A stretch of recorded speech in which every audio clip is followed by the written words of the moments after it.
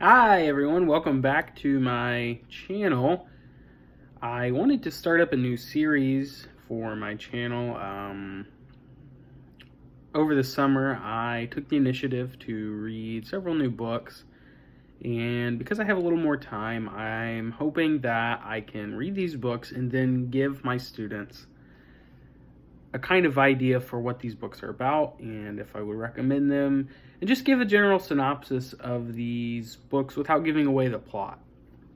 The first book I wanted to do for this is Nickel and Dime. This book is by Barbara Ehrenreich, and this book was written in the early 2000s. It was published in the early 2000s, and the premise of the book is that Barbara Ehrenreich was she's a popular author now, but Barbara Ehrenreich's idea was to take away her luxury kind of life she was living as a rather upper class worker in the United States and try to live as a low wage and low skill worker and essentially see how the other side lives. This book was really interesting, but I honestly didn't consider it that great. And I think the book opens up a really nice idea. I think the idea of how do the lower class people in the United States, how do they actually survive? So what she does is she stops her job of being a journalist and moves with a few $1,000s in a car and a few different things, and agrees to try to find new jobs, low-wage jobs at different places. She ends up working at a Walmart. She tries to work at a Menards, a cleaning service. She works as a maid. So there were 4 or 5 different jobs in the book where she had tried to make connections and start at these jobs. What she quickly finds out is that these jobs don't really provide a steady life, and depending on the area that she was living in, she couldn't even afford to stay.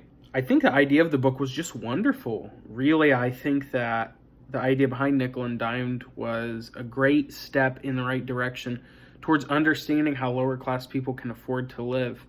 We've seen in the past few years through the U.S. legislation, through the rise of minimum wage, people pushing for the fight for 15. This book really puts it into perspective because this book was written in the early 2000s, and our wages have continued to stay low. Our wages have been stagnant for the past several years, while things such as rent and food, car prices, they've continued to go up. A lot of these jobs force her to take a drug test, and she later learns that the drug test isn't even always viewed as important for the job.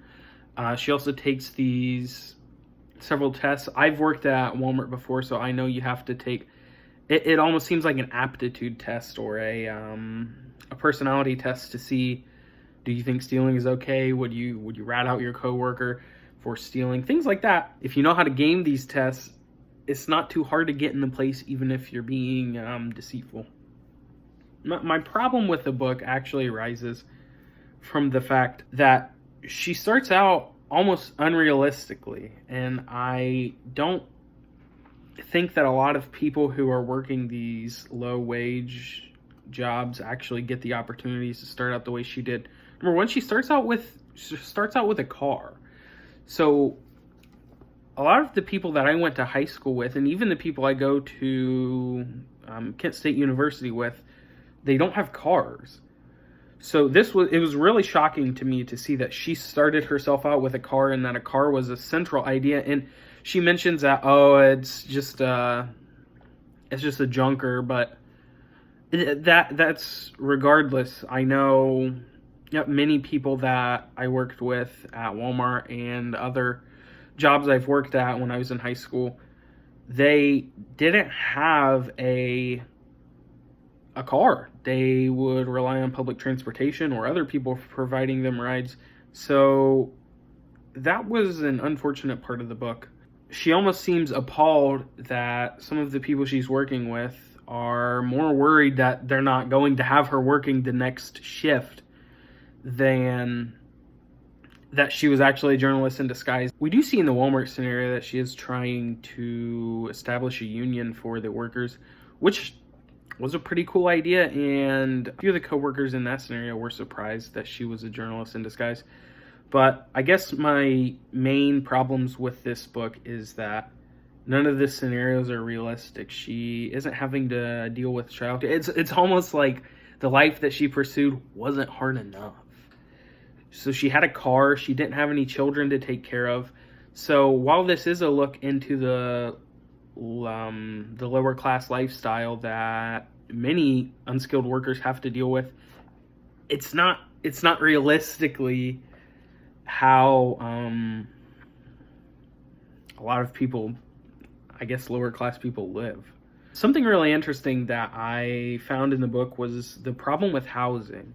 And it was that in several of the states that she moved to, housing was a big problem. And it's not that the housing was always unaffordable. Sometimes it was just not available. She couldn't find a place where she could live. So she would have to live in these hotels, or she would have to stay with friends or other connections that she had made. But most often she was living in hotels. And obviously hotels are very expensive. If you're renting by the day or by the week, they get to be very pricey. Her backup money was quickly outweighing the money she was making at the job.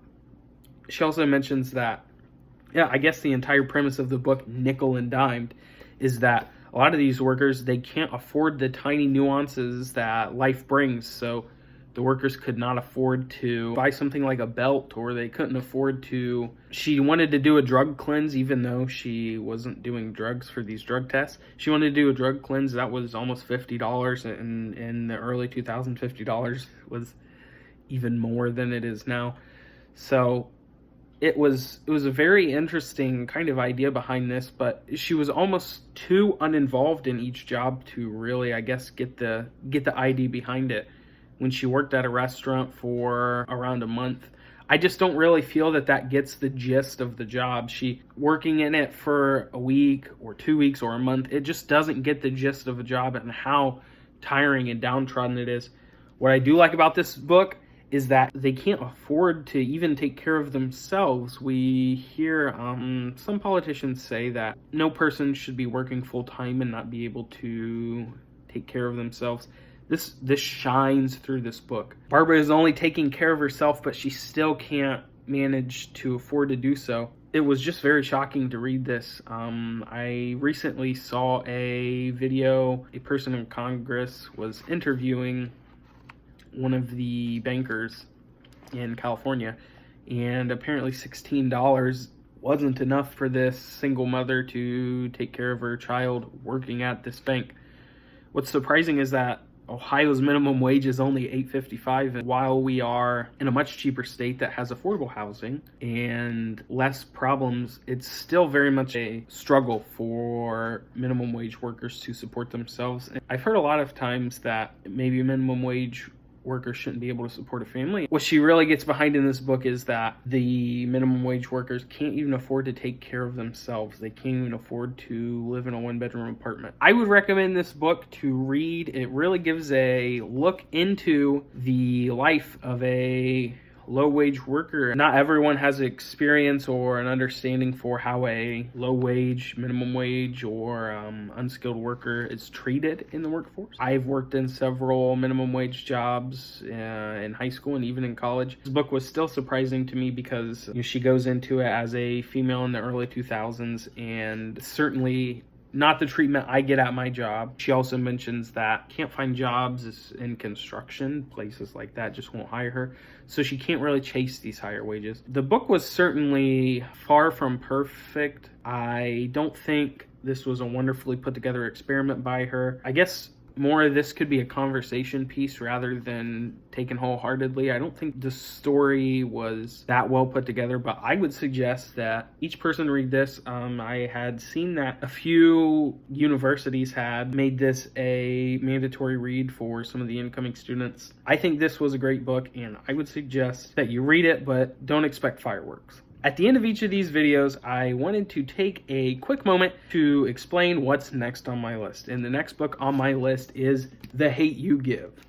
I got to see the movie before I read the novel, and I didn't think the movie was as wonderful as people had explained it to me as.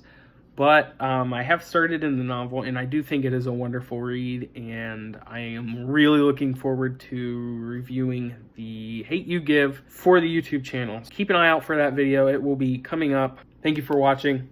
See you next time.